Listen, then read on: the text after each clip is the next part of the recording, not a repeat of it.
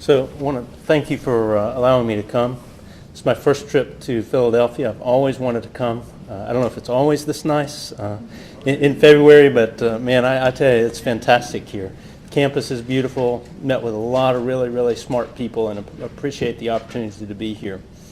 So I want to talk to you a little bit today about this topic of creating informatics platform and collaboration networks to support the clinical and translational research enterprise.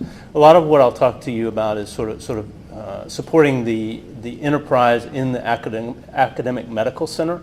And in particular, I'll talk to you about some of the lessons learned in our infrastructure and how we've created programs to help there at Vanderbilt.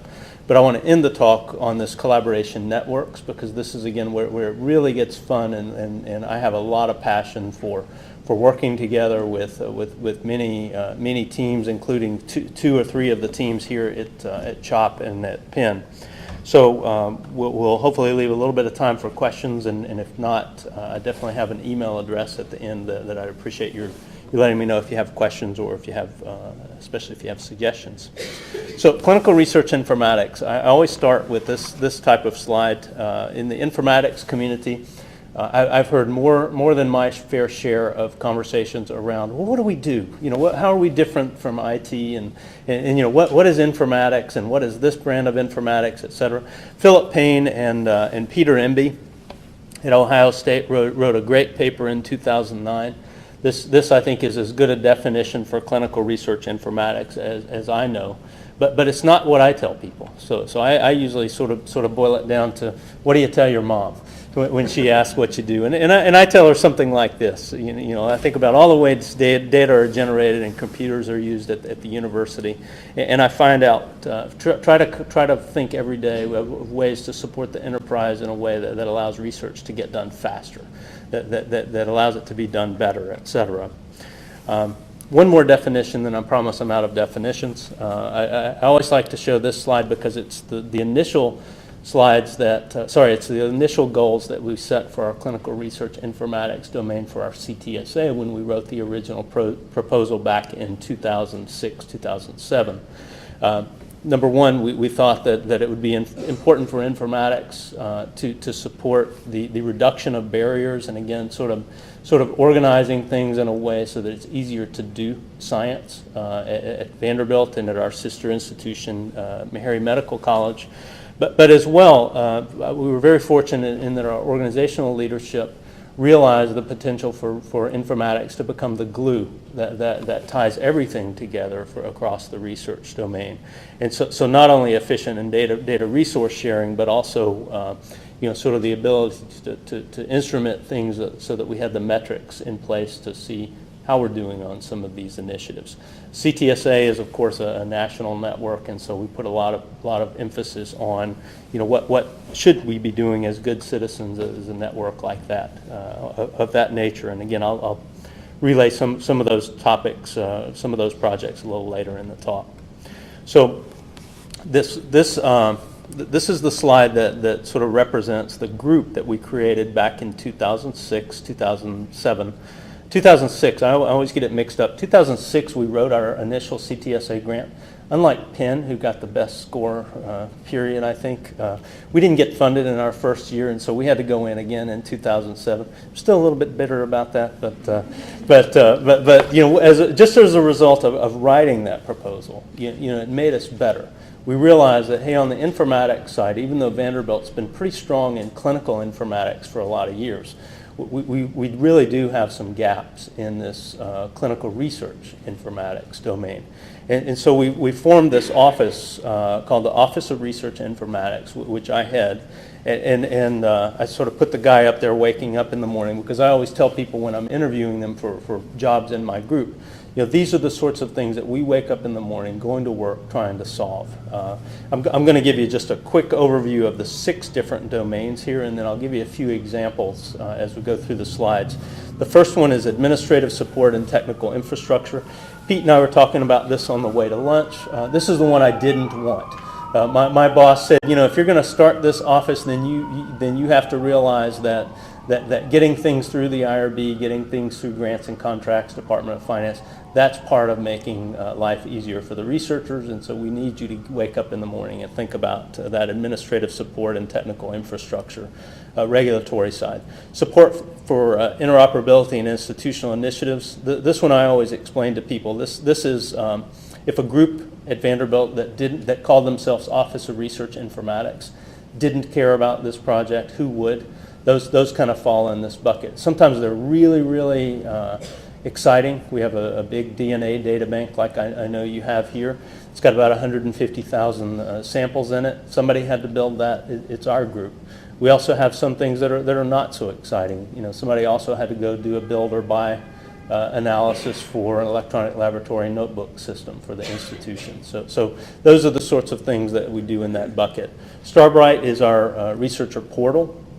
And here we try to put everything in one place, you know, across all of these different work initiatives and work projects to help the researchers. We try to put them all in one place so that there is one place that they go and they know to go for research support services. One of the things that as a result of writing the first CTSA grant, we did some surveys of our researchers. And one of the frustrating things was when they would tell us, well, this is what we need, and we would look at that and say, well, it's already there. You know, they just couldn't find it. So we realized that, like everybody else, I think, in the CTSA land, that having a portal was important. We also went a little bit further, though. So it's not just for the PIs. We also look at it as a portfolio management opportunity and able to enable us to measure what's being done across the CTSA, not just in informatics, but across the board, and I'll show some slides on that. Data management and coordination. I was an engineer before I was an informatician, and did a lot of different projects in a lot of different domains, but they all included data. So you know, no matter what type of research you're doing, there's data management and coordination, so we wake up in the morning and think about that. Secondary reuse of data from the clinical enterprise for research purposes. This is the holy grail for all of us. So this is again where my team wakes up in the morning and we think about a lot of things there and how to try to tie that into the research enterprise. And then finally, this bucket up here on the top right, CTSA national initiatives. This would be the things like REDCap, like ResearchMatch, where we want to try to be good citizens and build out tools and share them widely with the network. So I'm going to start here just talking a little bit about StarBRITE, and it makes sense because, again, StarBRITE is where it all comes together for the researchers at Vanderbilt. StarBRITE was really built around this concept of, I'm a researcher, I wake up, or a research coordinator, or you know, somehow have my job functioning around the research enterprise. I wake up on Tuesday morning and I have something I need to get done. We want them to come first to StarBRITE. So whether that be, sorry, I'm going to try this now. All right. One thing I'll tell you is that if you do ask questions, I'm pretty dangerous with one of these things when I'm answering. So be careful if I point it at you. So you know, we try to really sort of guide this thing by the broad topics that people might need when they're doing one or multiple phases of research. It's the portal. I'll show you some metrics in just a few moments where I show kind of how we're measuring how it's used. But it is where people at Vanderbilt and Meharry Medical College, our sister institution in the CTSA, it's where they go to find out about this project called REDCap. It's where they go to find out ResearchMatch and other tools for recruitment, education opportunities, and even the DNA data bank, or our synthetic derivative project, which I'll tell you about in a little while, dealing with the secondary reuse of clinical data. It's also where people go to get pilot funding as part of the CTSA effort. We do a whole lot of instrumentation of StarBRITE in any system that we build, in fact. And we try to take this measure as you go approach so that we don't have to spend a lot of time counting beans, looking at the return on investment and impact, whether people are really using what we're developing. Not surprisingly, the button that's clicked the most in StarBRITE is funding. And so we've spent a lot of time working within our CTSA program trying to figure out a way to get an intake mechanism so that anything that's available through the CTSA resources can be applied for by research teams. And we have, unlike some institutions, I'm not sure how Penn is set up, but unlike a lot of institutions I've heard about, we actually just kind of have this rolling methodology, rolling RFA, where you know, if you have a great idea and you need support from the CTSA, then you can apply at any time. We don't have targeted dates, etc. What you do though is you go in and you click the new request button, and sorry, I keep. You click the new request button, and then we've got sort of an interview mechanism. It first asks you, hey, what do you need? Or sorry, what type of study are you conducting? Based on what you answer in terms of what type of study that you're conducting or some of the course resources that you need, we then take you to a shopping cart model where the items that can be chosen are sort of structured to meet the type of study that you said you were going to do. One of the hardest things about this thing was quantifying everything that had a service. So CRC bed days, you know, we weren't used to looking at CRC bed days in accounting the same way that we might do something where we might have to write a check for a service. But in terms of the CTSA oversight and infrastructure, we realized that, you know, we've got to get to a common denominator on these things if we're going to be able to sort of count things accurately and be fair and equitable. So we had our group, you know, we put together pricing around every single thing that can be requested there. It's kind of a shopping cart. Once you finish your shopping cart, then I don't have a slide for this one. It's a 10-step process, which sounds a lot rougher than 10 sounds like a lot, but they can. It's a very easy process if you're just requesting a little bit of services. It's a little bit harder if you're requesting $50,000-$60,000 worth of services. But based on what you enter and what the price, the total of your shopping cart is, then it realizes the pricing. It breaks it down into different buckets. So again, if it's $2,000 or less, we just need this much science. If it's greater than that, then we need this much science, and it's going to go through this this oversight review process, etc. Once it's done, I'll sort of wave my hands around that in the interest of time. But once your information is in, StarBRITE helps our research support team sort of put these on agendas for the scientific review committee meetings, et cetera. Again, the small ones, which are funded mainly by institutional resources, those can be generated in a day or two, you know, if you're just requesting a little bit of stuff. But then StarBRITE becomes your award utilization mechanism. And so again, I guess the second hardest thing was trying to tie this back into accounting systems at Vanderbilt. I don't know about Penn, but at Vanderbilt, turns out we had a number of different mechanisms for doing accounting, and so being able to sort of track things back so that we could measure not just what was awarded, but also what was actually used was a big part of the work that we did. With that, though, I mean, it really opens up this door around portfolio management. So we can click the buttons at any time and know, you know, where the funding is going, not just in how much is being asked for, but how much is being spent. And that works well if you're trying to stratify across departments. It works well if you want to look at, well, how much are my junior faculty getting versus my senior faculty. It works well in trying to tease out your scientific domain breakdowns, et cetera. So it's a really nice way. We spend a lot of time investing in sort of getting the data in and instrumenting it so that we can measure as you go. And it really gives us a very, very good clean snapshot at any time on our research portfolio. But then, you know, we sort of looked at this and we realized that, you know, anybody could give money away. What we want to do is we want to fund science that actually publishes or goes on and it gets, they're able to use the pilot data and get grants.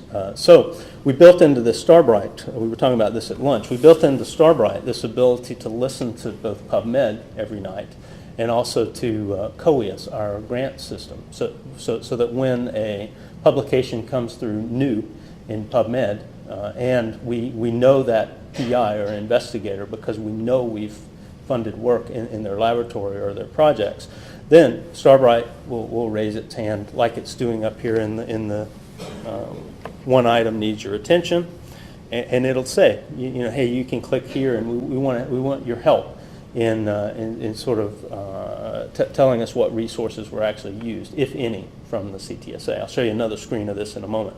The other thing it does is it listens to COIA, so we know not only when the grants go in, but we detect when the NOGAs were awarded, and that's where we want to really capture the data there, so that we're really kind of feeding back into the system the projects that are really paying off scientifically.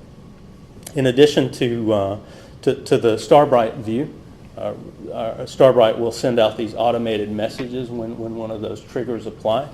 And this one I took a screenshot back in November. I got an email from StarBRITE saying, "Hey, Dr. Harris, we think we think you just published, and we think that there's a high likelihood that it might have been a CTSA project. If that's true, then could you just click one of these buttons, and we'll take you through, literally a 15-second process where we show you the services that you've received through the CTSA given your projects, and you can maybe help adjudicate those. Or if you say, no, this is not me, or I know good and well it wasn't a CTSA project, then you can sort of opt out of that with just a 5-second click, I guess. The thing I like about this shot is you see that I got this on November 23rd. On November 26th, I got something from PubMed Central. And so one of the reasons we wanted to do this real time was because, as you guys may know, with anytime you're working large grants, it's hard to get people to cite your grant, and you can't count it as credit in the CTSA renewals, et cetera, and the annual reports, unless you can get people to cite your grant. And so the nice thing about this is the timing of it is this mechanism actually asks you, hey, did you cite the CTSA grant? If not, there's still time, and here's how to do it. So we're hoping to capitalize on that workflow. Here's again, back from November, I think was the last time I took one of these screenshots, but here's the metrics that we're able to sort of pull up real time. We've got REDCap up here. This is the number of publications over here from 2007 on to 2011. This isn't the full year of 2011, but you get the idea. So these were the publications where people said, yeah, that's my publication, and yeah, I did use at least one of my REDCap projects in that one, or I used one of my Victor Awards or ResearchMatch, et cetera. We're able to tease out the projects, the publications where they only used one resource, which is kind of nice, because there we can see in this case that in 2011, at least at this point, that only, REDCap was the only service that we might have offered that particular publication, but it was a good return on investment because it really paid off. We do the same thing with grants over here, when they come through. But the cool thing about the publications is because if you can get the PubMed plugged into your knowing that that's a CTSA or part of your portfolio, then you can go back out to PubMed and get mesh terms around the science. You can get other agencies that were impacted, et cetera. And you can really start just with no other input from the research teams. You can really get a much better feel for a dollar invested in your CTSA is actually being used in all kinds of ways. All right. So again, I mentioned this several times, but we really try, anytime we're building informatics systems, we really try hard to build in the logging so that we're measuring as you go, and we can go back and look at these governance type dashboards and see how things are working. And you can see on the left we've got at least up to about 2011. Those were the cumulative users, and StarBRITE gets a lot of use. Probably more important though as the daily activity hits, and this is sort of showing over time how frequently people are using StarBRITE, and we find that again it's a very, very visible, very, very useful part of our CTSA. And again, it's how people kind of, you might go in there looking for funding, but you're then going to go in and hopefully find REDCap and ResearchMatch and any number of things that you might need. So the administrative support and technical infrastructure, I'll speak just a few moments about that. This one I should mention before I go here. Our funding model. So we've got about 15 folks in our group. These are core technical programmer folks that I've got working in different domains here. Again, we're all one team. We're all working somewhat different projects, but we'll mix and match across that group to play to our strengths and not duplicate effort. I'd say about a third of our funding has been CTSA. About a third of it has been institutional investment because, again, things like BioView and sample repositories, et cetera, it's just hard to charge those off to a grant. Much easier to do it institutionally and then get grants based on that work. And that brings me to the third bucket. About a third of our funding comes from grants on the work that we're developing. So part of the piece of this that's largely institutional funding is that administrative piece. Getting to higher transparency and higher throughput for projects that need to go through the IRB, that need to go through grants and contracts, et cetera. And the way I always explain this to my team is that it may not be as sexy as as that new genetic study that we're conducting. That may not be. We're never going to win a Nobel Prize on any of this stuff, but if you can't get work, if your researchers can't get work through the regulatory process and get it done in a quick and effective way, then basically the best idea in the world's not going to win you any awards on the science, et cetera. So we've spent a lot of time working with the IRB, the Grants Office, the Contracts Office, the Department of Finance, trying to come up with ways to allow them to keep the silos of information data capture and processes that work very well for their particular offices, but that the researchers tell us that in aggregate it really slows things down because, again, the IRB process is fantastic for the IRB. But it doesn't share data and it doesn't share information. It doesn't have much transparency when you start dealing with the other regulatory groups. So we've come up with this concept called swim lanes on the pre-award process, where we're able to sort of hard code in Rosetta Stone matching of projects across those different domains. Come up with swim lanes like you see here, where an individual on a research team or on the admin groups of any of those, any of the regulatory groups can sort of log in and see the status of a project across any of those different buckets. On the post-award process side, again, you could go into each of those individual projects, any of those particular systems and see some just-in-time information, like my latest consent forms, like my latest contract information, et cetera. But what we've done is we actually reach into those systems and pull the just-in-time information into this one place in StarBRITE. So that, again, even in the post-award process, you're able to sort of see the things that matter most to you next Tuesday as you're going about your work. We, of course, will allow you, and provide clickable links that allow you to go right into that IRB system if you want to see more. Yes? No, this is across the institution, right?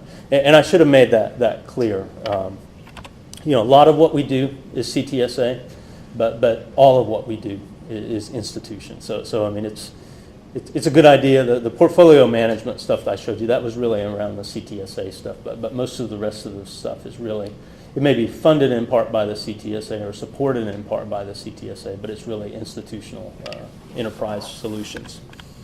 Great question.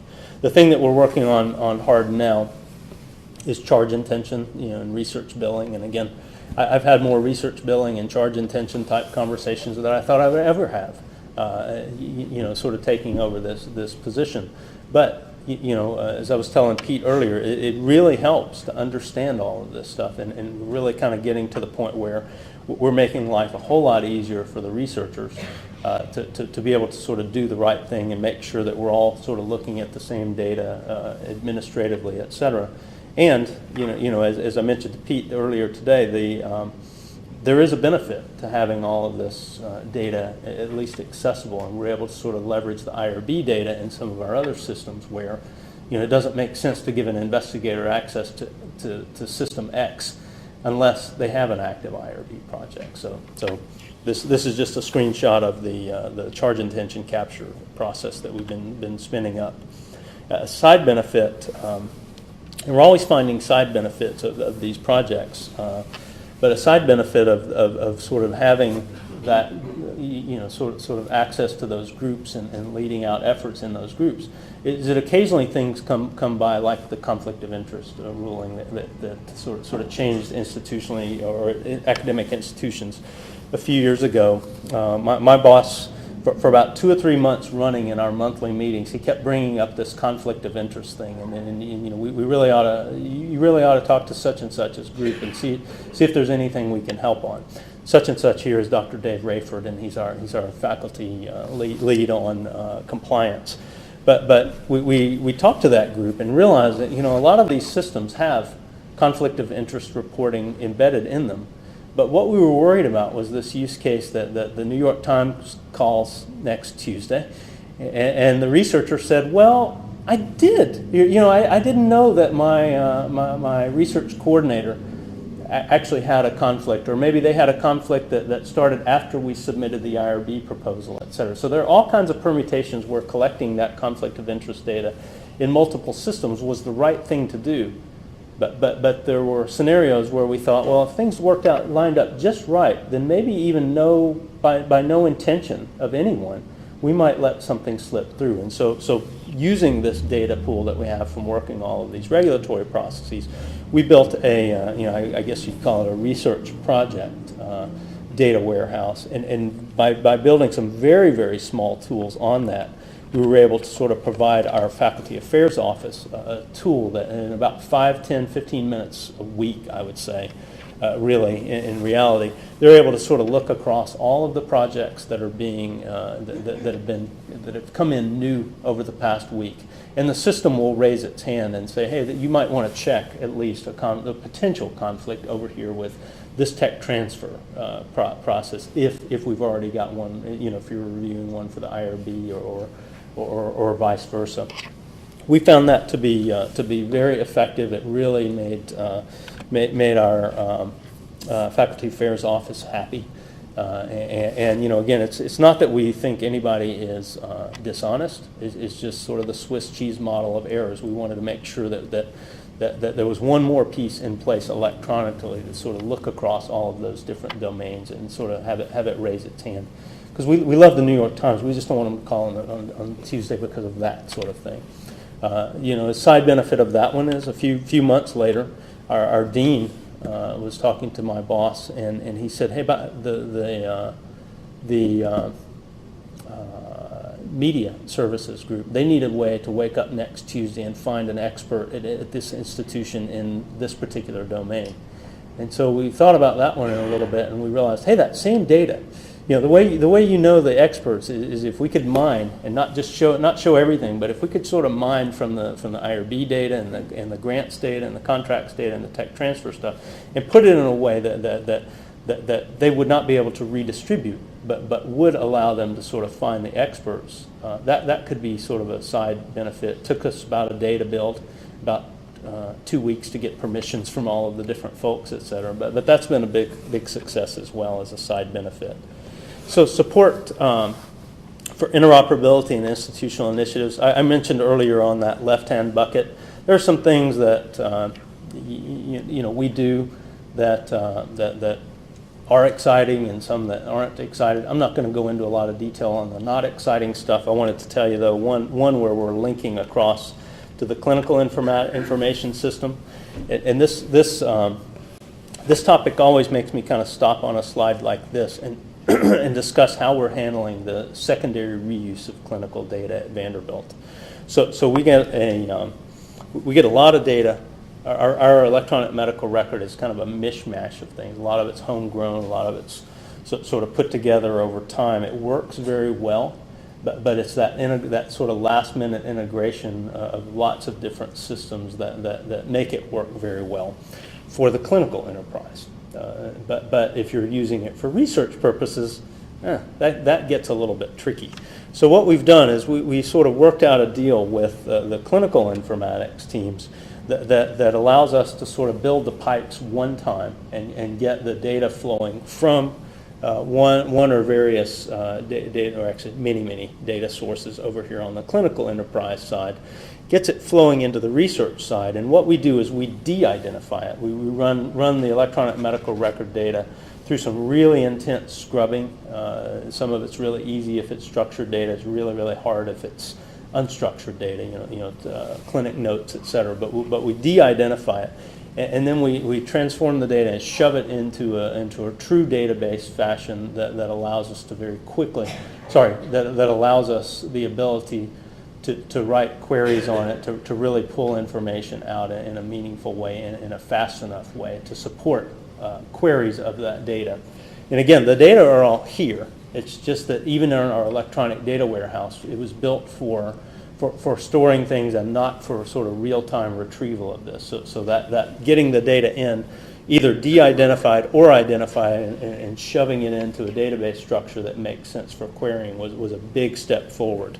In the de-identified case, we also have this project called BioView, where we ask people, when they're coming through the clinic, we tell them that, hey, there's a good chance there's going to be some leftover blood after we measure your cholesterol today. And so would you give consent, if we de-identify that blood, would you give consent for us to put it in a de-identified data bank that would allow large-scale genetic studies to be done here? And the vast majority of folks say yes, that'll be fine. And so our group has kind of worked out this process of being able to sort of collect that data, stick it in a freezer, and then again, you can't do much with just DNA, but you can do a lot if you have the phenotype information. And so that's where this piece comes in. So BioView is really the de-identified electronic medical record tied up with the de-identified biosamples that we're able to collect. We also, there are any number of use cases around identified data, whether that be, I'm collecting some of my data in the clinic, and I sure would like some of that to pop over here into my research database, or whether it would be, recruitment tools that might be in StarBRITE to help pick off people that might be appropriate for studies, et cetera. And we've got a number of different use cases where that hits this research enterprise dimension, real time. It's ready to use it right now on the research side. The other way that we use this research data warehousing effort at Vanderbilt is it gives us the tools and the sandboxes that we need to let our informatics folks go and develop the next wave of tools. So Josh Denny at Vanderbilt, you can't build a de-identified or even identified data warehouse that makes sense when a lot of it's text-based without really working in a great natural language processing team. And so this provides a good proving ground for Josh's team there to do some of that work. Same with privacy and confidentiality. We've got Brad Mullen, who's I think one of the best in the world at looking at confidentiality and anonymization, et cetera. So those guys are able to sort of use REDCap as what are we talking about? This biorepository as sort of a data source to train up the new set of methods. And some of those methods, again, will go back into the tools over on the research side, and some of them will go into the clinical enterprise back in. And I'll give you one example of that later on the PREDICT project. Okay, so BioView and the synthetic derivative. I took a screenshot just a few days ago, and it looks like we're getting close to 140,000 adults and children where we've got the samples in the freezer. We've got about 2 million records in that de-identified electronic medical record. And again, the nice thing about the BioView tool set, which is here, is that you can actually use it in use cases where I don't care about those samples in the freezer. I just want to look at it for retrospective counts, or if I have IRB approval, I can go in and use it with the de-identified electronic medical record information. Or in the case where I do want to use that genotyping information and it's not sequenced yet, then you can sort of specify, as I've done over on the right, filter results. Only give me the people that are going to show up in this query where they also have samples in the freezer. And so we've kind of worked out using the CTSA. Most of this is institutionally funded, but the CTSA funds that last mile into researchers' hands, so that we're able to sort of capitalize on this resource. So here's kind of the query.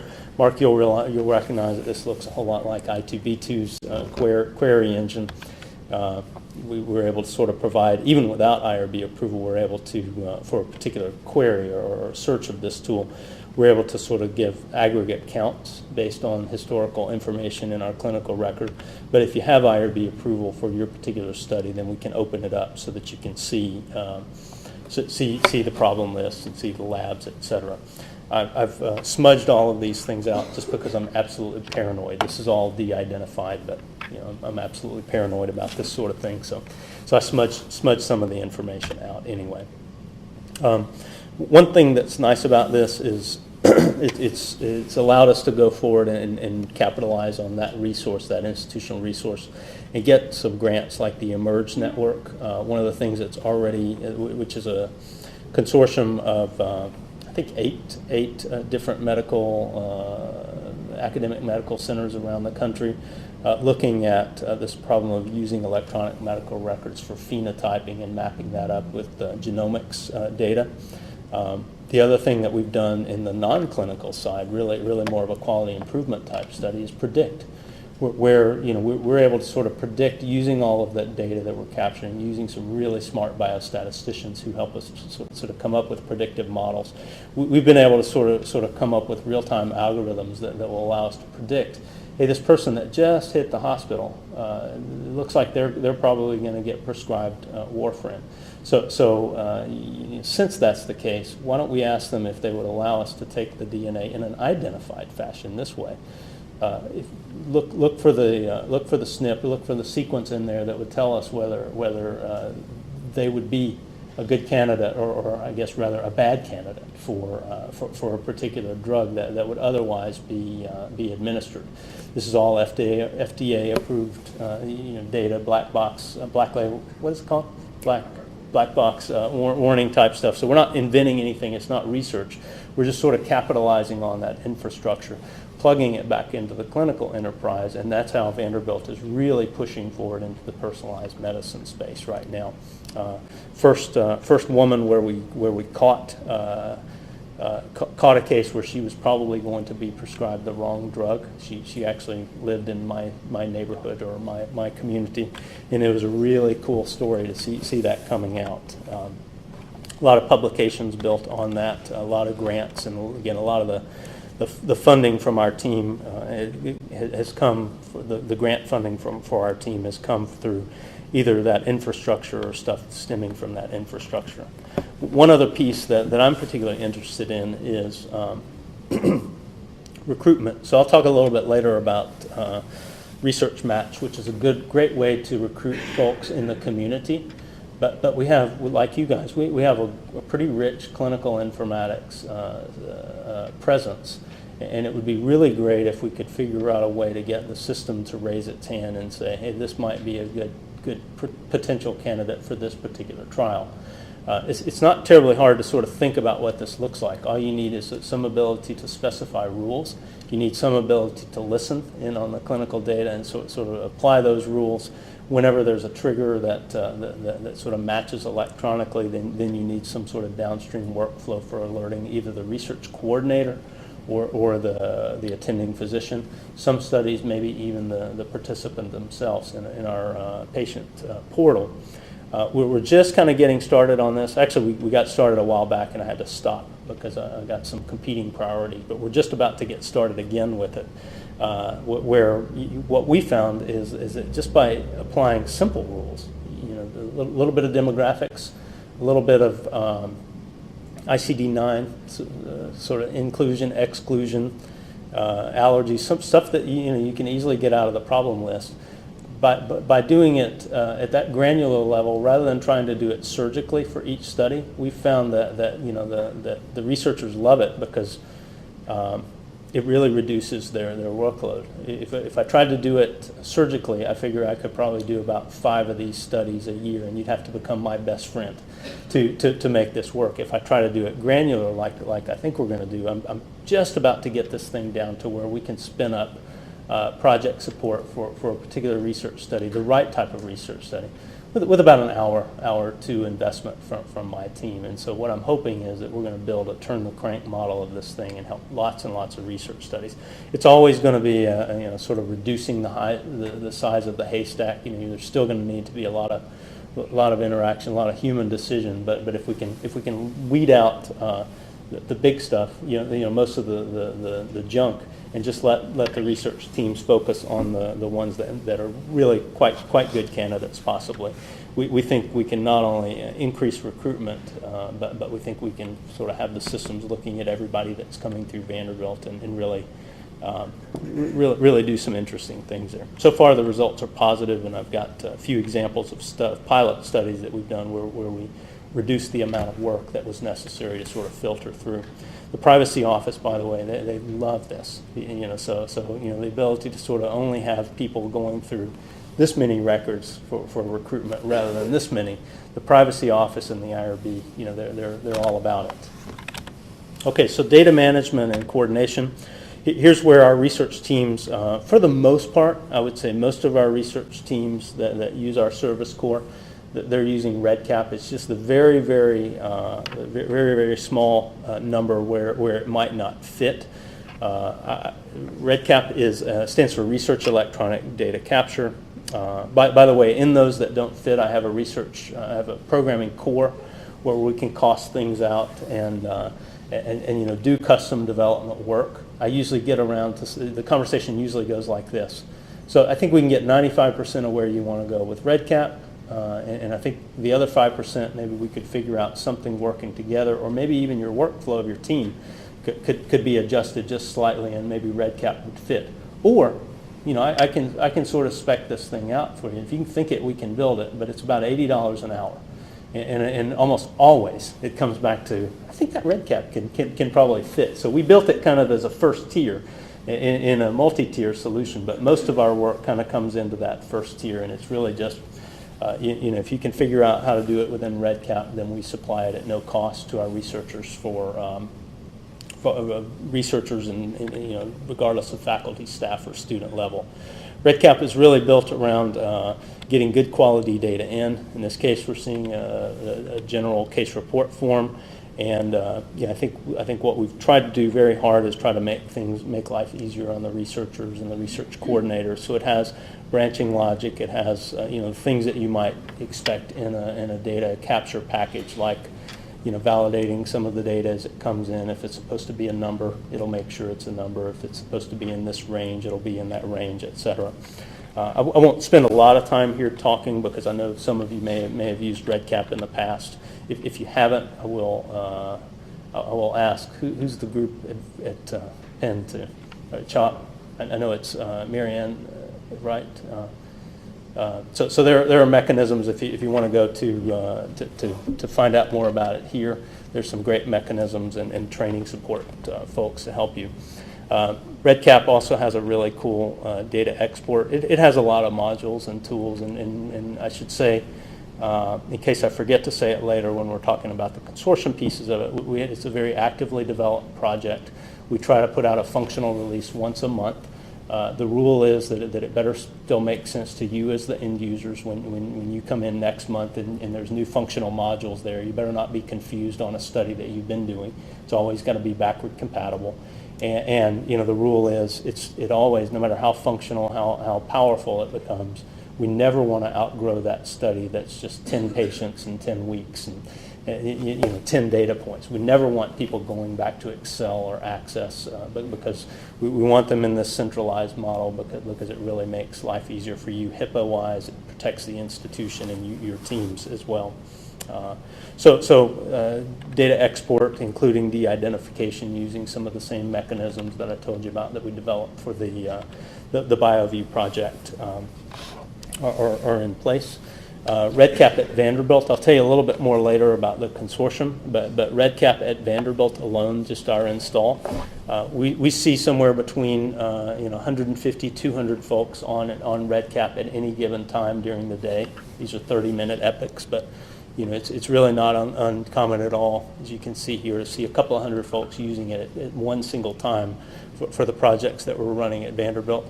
We even get a fair amount of use on the weekends. Did a quick screenshot a few days ago of all of the different places where non-survey research participant IP addresses are collected and logged in addition to all of the other stuff we're logging around usage. And again, we don't record this for the surveys because that gets into confidentiality. But all of the people that were logged into our install, just our install of REDCap, over a given month, it looked like that. So we use it for, I like that slide because it tells you that we use it for a whole bunch of multi-center studies and trials. I like this piece because it tells you how many projects are running again on our REDCap install. But I like it especially because it shows that hey, it's not just for clinical research studies. We have lots of people using it for basic science. We have a lot of people using it for just really administrative type stuff. All right, so that brings me to collaboration networks and the CTSA national initiatives. I'm going to start out talking about REDCap, and then I'm going to talk about ResearchMatch, and then a new one that we're about to launch out called IRB Share.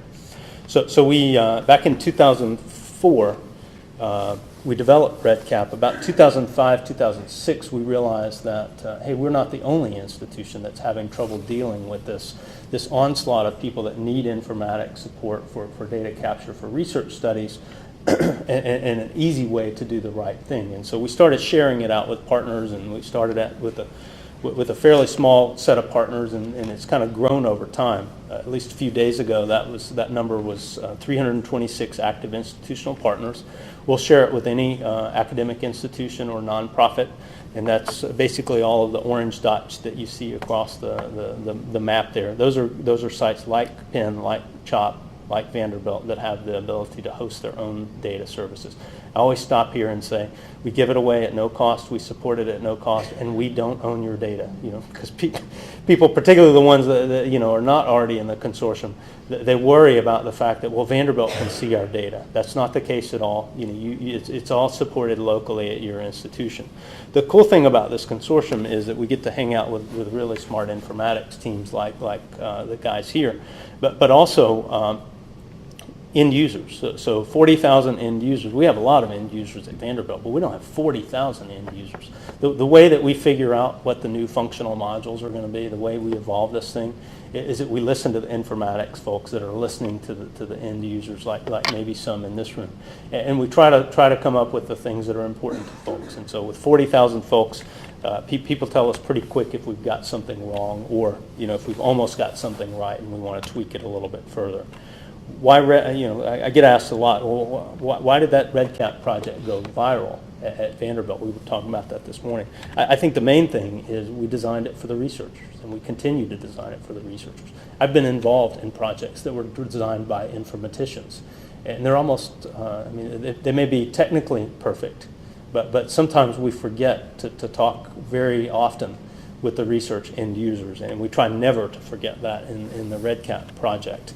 It really provides an easy way to do the right thing. Again, most researchers I talk to, they get real excited about, the coordinators get really excited about the data entry stuff, and the PIs and the analysts, et cetera. They get real excited about the API ways to get data out, or maybe the data export functionality. Nobody gets excited about the HIPAA stuff, but it's important. And so we provide a way, REDCap provides rather, a way for them the researchers to do the right thing, even if that's not their main emphasis. It is very, very easy, and as I said earlier, I try very, very hard with our team. One of the last reviews that I do with the team before we throw out a functional release is I want to see it. I want you to show me what it looks like when I come in next Tuesday, and whether it's one module or reworking several modules. I want to see it, and I want to take it through the paces from the viewpoint of the junior faculty that's never seen it before. Is it still easy enough? Even though it's very powerful. It has the de-identification services, and it has double data entry. It has full audit trails, a shared library for standardizing instruments, etc. There are all kinds of powerful functions, but I always want to make sure that it's still easy.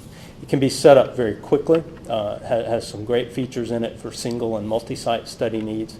I've seen studies go live in a day, assuming that the research team really knows what they're doing and they've thought through the processes.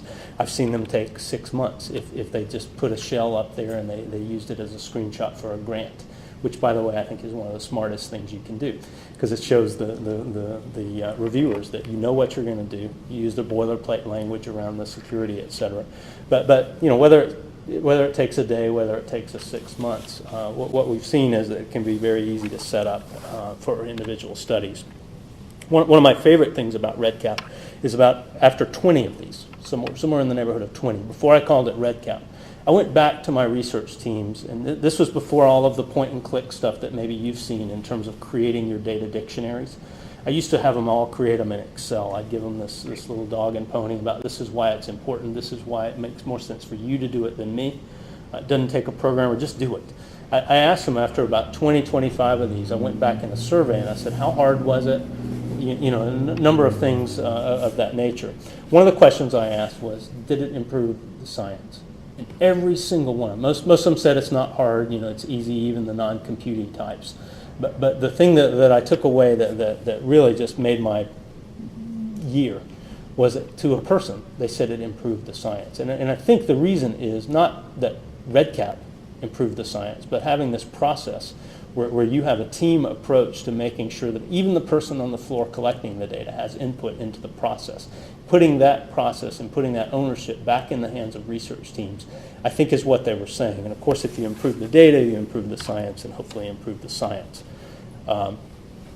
Improve the health. So one of the neat things about becoming a CTSA, I started REDCap before we were a CTSA, and I'd have people come to me and say, hey, this is fantastic, and can I use it for my bench research? And I would say, no, you can't, because my funding grant only covers, you know, research in this domain. So I'm really sorry, but you can't do that right now. When we became a CTSA, that was really quite cool because we could support translation back into the bench side, we could support translation out to the community, et cetera. And what I've found over and over again is that you put good, solid tools in the hands of really, really smart people, and they'll come up with ways to out-REDCap you every time. We were just talking earlier on the way over here where you guys have some use cases that I would have never thought about. I routinely hear that from research teams sort of telling me what they're doing with REDCap, not only in the basic and clinical, but out in community research, and global health is really getting pretty hot. And also research operations and quality. I know at least one institution that was using REDCap to manage their IRB projects at one time, which is kind of really cool on the operations side. So I'll skip through this one because it's a little bit technical, but other than to say that REDCap, even though it's kind of ad hoc and wide open, it really does. We've seen it sort of promoting standards and at least ad hoc standards, and some of those standards are used as we're sort of sharing out common instrument libraries. Some of them are used as we're pulling data out of the electronic data warehouses, et cetera, and pumping those into REDCap. One other thing that I've found that's really quite cool is that REDCap is a great training tool. So I teach MSCI, Master of Science in Clinical Investigation. First lecture is let's talk about data capture. First homework is, hey, you've got a research project coming on. Think about modeling that out in REDCap. And what we find is that sort of starting people off and thinking the right way from the beginning of their studies, it's really helping our training. It's very flexible. Again, it doesn't care whether you're dealing with a record that's a person or a mouse cage. It's great for multi-center studies, and there are different models that we've sort of developed that work in centralized or decentralized fashion. And then again, it's really great for writing your grant or going to the IRB. I always recommend just sort of plugging in some boilerplate text around it. It's very cost effective, and I'm going to skip on through this just to say a few words about ResearchMatch. ResearchMatch is a different type of project. ResearchMatch is a national project that we created in the CTSA program to basically try to match potential volunteers who want to participate in research with researchers who are looking for volunteers. We're on the research side. You know the Achilles heel of doing research is finding participants. There are lots of people out there in the community that might not come through this hospital even that would like to participate in your research studies. We wanted to provide through ResearchMatch this sort of electronic clearinghouse in a very secure, very confidential way this ability to sort of link up researchers and potential volunteers. I won't speak a lot about it. I wish I had another 20 minutes to talk about ResearchMatch, because we're about to spin up some effort there that I think it's going to make it even go to the next level. But at this point, we've got 20,000 volunteers in there, 1,000 researchers, and 67 institutions that are participating. So it's been a really nice project, sort of coming from the top-down model, building a consortium using in a centralized way versus the REDCap model, which is decentralized. As I mentioned earlier, we're about to make some improvements in it. One thing that we've designed it for is to be institution neutral. It shouldn't look anything more like Vanderbilt than it looks like CHOP. In fact, we just released some functionality that will make it look a lot more like CHOP than Vanderbilt, if you want to go with that module. But it's institution neutral. It's disease neutral. About 50% of our folks in it register. They don't register with any medical condition, so it's really good for normal controls and survey type research, as well as research where you want to get people in the door. We're about to release a new set of functionality, or starting up a new set of functionality that allows us to go a step further than just connecting a potential patient with a research study, and really looking at, well, what else do they need? Well, they need services. They may need to be heard. They might want to provide information that you as a research team might like to see, and it could be sort of spun into hypothesis generation, et cetera. So there's a whole lot of work that we're about to start doing there in a number of different disease domains. And this is one I was mentioning earlier. I could definitely use some collaborators on this one. I think it works well as an adult model, but we need to figure out a better way to sort of make sure that it's relevant in the pediatrics community. One last one, and then I think I'm done and my time is done. One last one is called IRB Share. This one is not out yet, but we've been through the CTSA consortium and the steering committee and the PIs. We sort of identified that one of the problems with leveraging this big network that's a CTSA is the fact that in multi-center studies, it takes a lot of time to get things through the IRB. I mentioned this early in my slides about getting it through Vanderbilt's IRB. But when you start multiplying this over and over again, there's a lot of duplication of effort. There's a lot of things that, if there could be sharing among IRBs in an OHRP approved manner, then there are things that could actually facilitate speeding up that trial going out into multiple networks. For individual studies in network. And so we worked with OHRP. We've been building out a lot of core functionality. I don't have screenshots of it just yet, but we've got I don't know, maybe 20 institutions that have sort of signed on to partner up and pilot some new methods here around, around IRB document sharing and that sort of thing. So I want to again thank you for allowing me to be here. I think I ran over 30 seconds, and I apologize that, but I would be remiss if I didn't thank first our leadership, our research support services team, who's a project management team that I work with a lot, and especially my staff and informatics team. So thank you very much.